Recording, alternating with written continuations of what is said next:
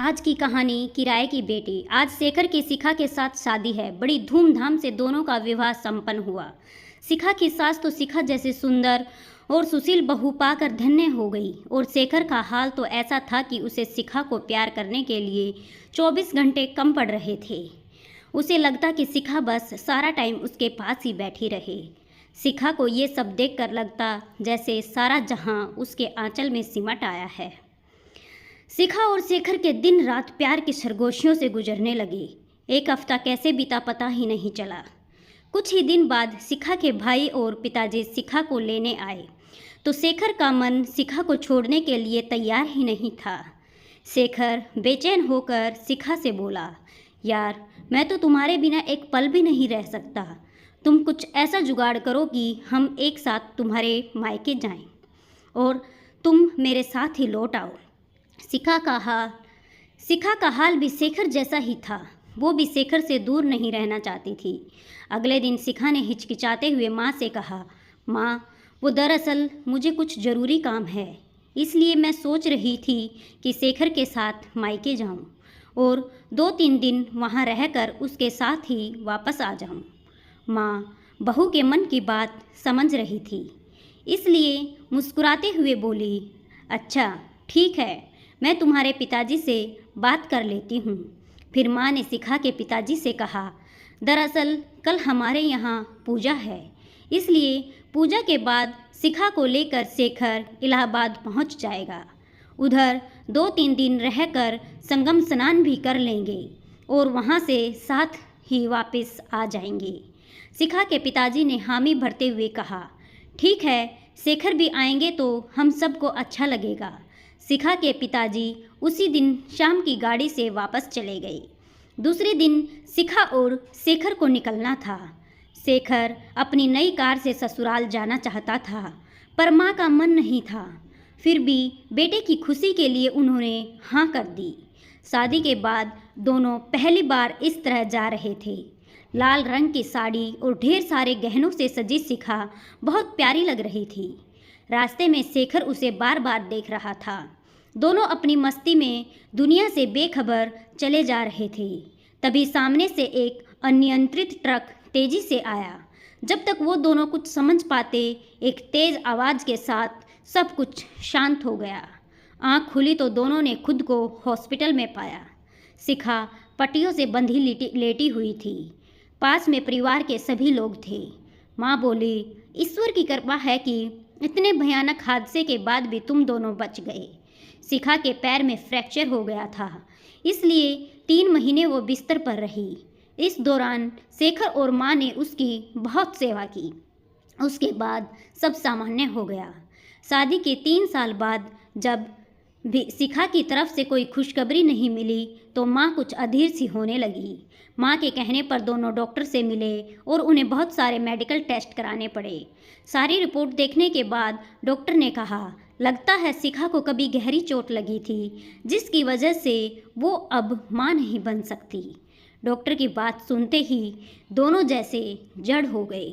Doctor ने दोनों की मन स्थिति को समझते हुए कहा, परेशान क्यों होते हो? आज मेडिकल साइंस इतना आगे बढ़ गया है कि कोई भी स्त्री माँ बनने का सुख ले सकती है। आपको ऐसी कई सरोगेट मदर मिल जाएंगी जो आपके बच्चे के लिए अपनी कोख किराए पर दे देंगी। डॉक्टर की बात सुन एक उम्मीद लिए शेखर घर वापस आया और सबसे इस बारे में बात की। बाकी लोग तो राजी थे, लेकिन माँ को इस बात से सख्त ऐतराज़ था। माँ ने गुस्से में कहा, साइंस ने तो आज माँ और ममता दोनों को बेच दिया है। अरे वह हमारे वंश का थोड़े ही कहलाएगा। उसमें किसका खून होगा, किसके संस्कार आएंगे? माँ ने एक सांस में कई प्रश्न पूछ डाले। साथ ही ऐसा ऐलान कर दिया कि हमारे घर में यह सब गलत काम नहीं होगा। माँ के फैसले ने उन दोनों की उम्मीद पर पानी फेर दिया। दोनों अब बहुत उदास रहने लगे थे। शेखर अब शराब पीने लगा था। ऑफिस से घर देर से आने लगा था। शिखा से शेखर की ऐसी हालत देखी नहीं जा रही थी, लेकिन वो चाहकर भी कुछ नहीं कर पा रही थी। फिर एक दिन डॉक्टर का फ़ोन आया। उन्होंने बताया कि वो एक ज़रूरतमंद औरत को जानते हैं जो उन्हें अपनी कोख किराए पर दे सकती है। डॉक्टर के फ़ोन से मानो दोनों को नई जिंदगी मिल गई। शेखर थोड़ा हिचकिचा रहे थे, लेकिन शिखा ने फैसला कर लिया था कि वो मातृत्व के इस सुख को हासिल करके रहेगी। काफ़ी विचार विमर्श विमर्श के बाद दोनों ने यह तय कर लिया कि वे अगले दिन सुबह डॉक्टर के क्लिनिक जाएंगे और उस औरत से मिलेंगे। दूसरे दिन जब दोनों क्लिनिक पहुंचे तो डॉक्टर ने उनका परिचय सीमा से कराया।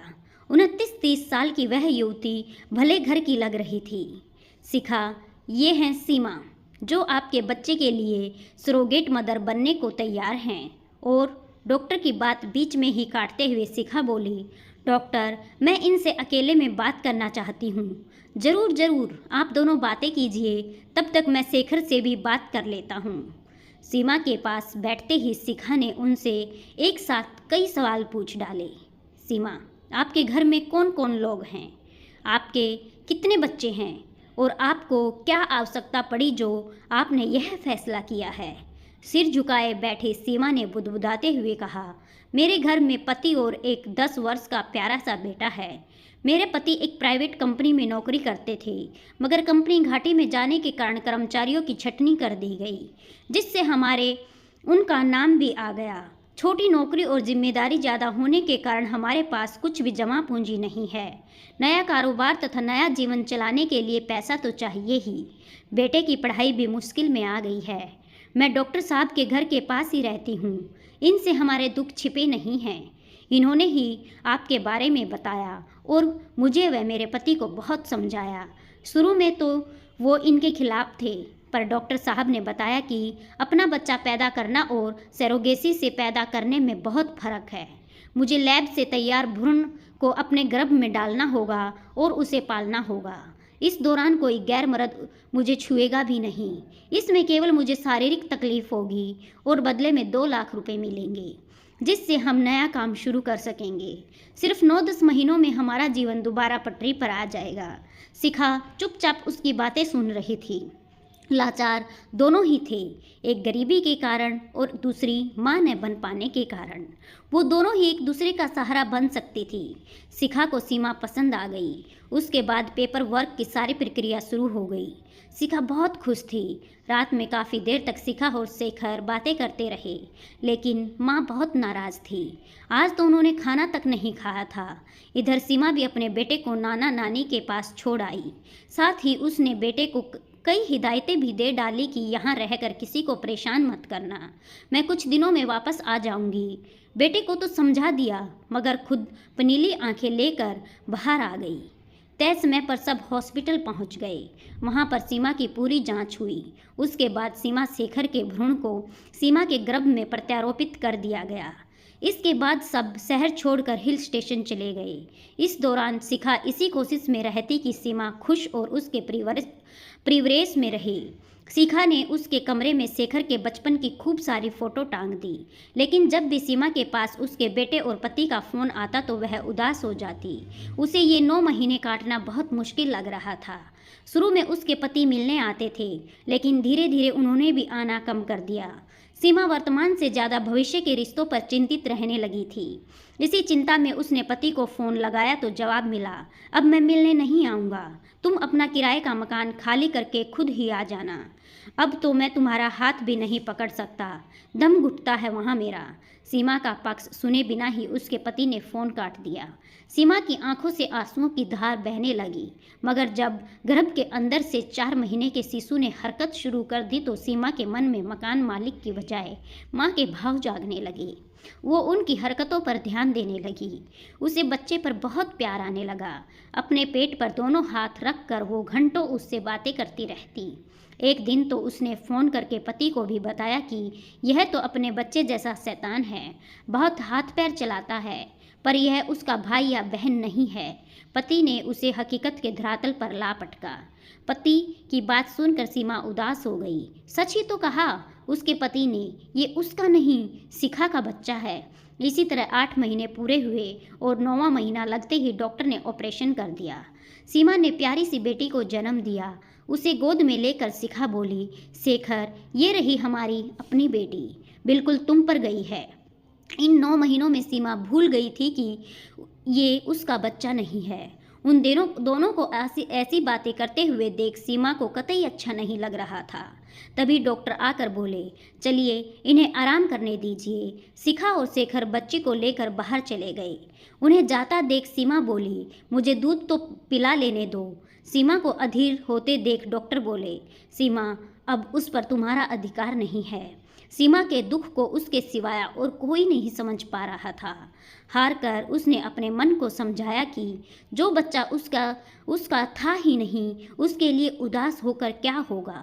फिर भी आंसुओं की धार आंखों से बहती रही।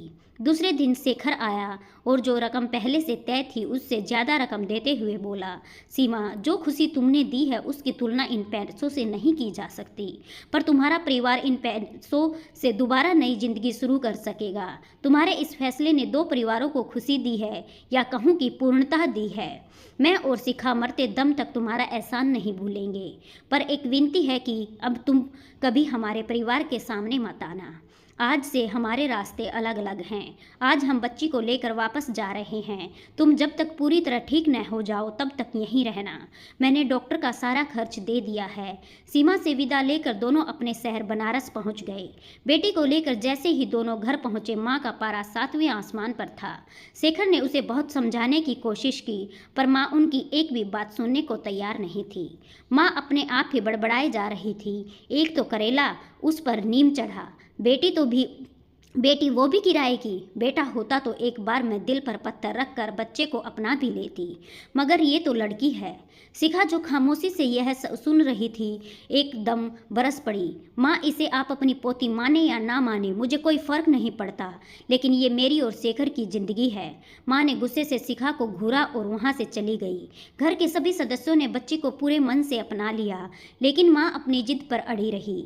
शिखा और शेखर ने माँ को समझाने की लाख कोशिश की, लेकिन उनके व्यवहार में कोई परिवर्तन नहीं आया। गोद में उठाना, पुचकराना तो दूर, बच्ची के रोने पर भी वह कभी उसके पास तक नहीं फटकती थी। घर का ऐसा माहौल देखकर थक हार कर उन दोनों ने घर से दूर रहने का फैसला कर लिया। शेखर ने अपना ट्रांसफर दूसरे शहर में करा लिया और बच्ची को साथ लेकर वे घर से चले गए। समय बीतता गया और देखते ही देखते उनकी बेटी शिवानी 7 वर्ष की हो गई, मगर इस 7 वर्षों में वो कभी बनारस नहीं गई। शेखर 1-2 बार बनारस गया, पर माँ की बेरुखी देखकर उल्टे पांव लौट आया। इतनी दूरियों के बाद भी माँ का दिल नहीं पसीजा। ना माँ ने कभी शिवानी का हाल पूछा और ना ही शिखा का, पर वक्त को शायद कुछ और ही मंजूर था। अचानक पता चला कि माँ को कैंसर है। बनारस में डॉक्टर ने जवाब दे दिया, इसलिए जिद करके शेखर माँ को अपने पास ले आया। बीमारी ने माँ को काफ़ी बदल दिया था। अब उनमें पहले जैसा रौब और गुस्सा नहीं था। माँ को लेकर शेखर जैसे ही घर पहुँचा तो शिखा उनसे लिपट कर रोने लगी। शिखा को रोते देख माँ की भी आंखें भर आई। आंसुओं से जो पुराना विष दोनों के अंदर था वह बह गया और एक बार फिर उनका पुराना रिश्ता जीवंत हो उठा। शेखर ने माहौल को हल्का बनाने के लिए हंसते हुए कहा, आप लोगों का राम भरत मिलाप खत्म हो गया तो कुछ मुझ गरीब को 1 कप चाय मिलेगी? अभी लाती हूँ, कहकर शिखा चाय बनाने चली गई। तभी पापा पापा करती शिवानी कमरे में पहुंची। उसे देखकर सब लोग हंसते हंसते लोटपोट हो गए। शिवानी के पूरे चेहरे पर पेंट लगा हुआ था। वो दांतों से ब्रश को पकड़े हुए थी और उसके दोनों हाथ भी रंग से सरोबार थे। शिवानी को देखकर आज माँ को गुस्सा नहीं बल्कि प्यार आ रहा था। माँ को शिवानी में शेखर का बचपन दिखाई दे रहा था। शिवानी को गोद में उठाते हुए माँ बोली, ये तो बिल्कुल शेखर जैसी है। शेखर को भी पेंटिंग का बहुत शौक था। वो भी बचपन में ऐसे ही पेंट से रंगा होता था। शिवानी को भी दादी का साथ बहुत भाता।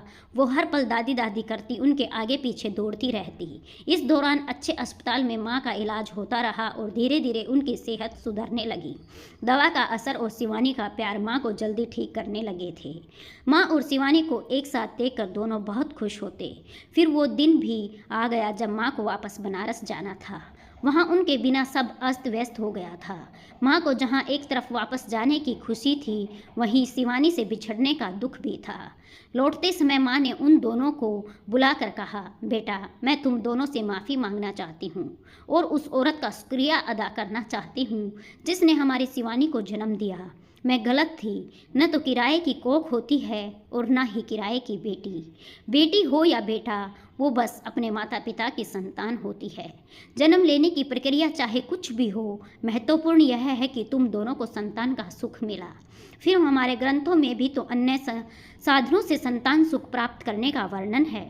आज के समय में सरोगेट से संतान पाना कैसे गलत हो सकता है? इससे दो परिवारों को खुशी मिलती है। ये किराए की बेटी कैसे हो सकती है? यह तो शिवानी है, शेखर की बेटी, और अपने शेखर की बेटी। आपकी इस कहानी के बारे में क्या राय है? कमेंट बॉक्स में ज़रूर बताइए। अगर चैनल पर पहली बार आए हैं तो चैनल को ज़रूर सब्सक्राइब करें, वीडियो को लाइक करें और अपने चाहने वालों को ज़रूर शेयर करें।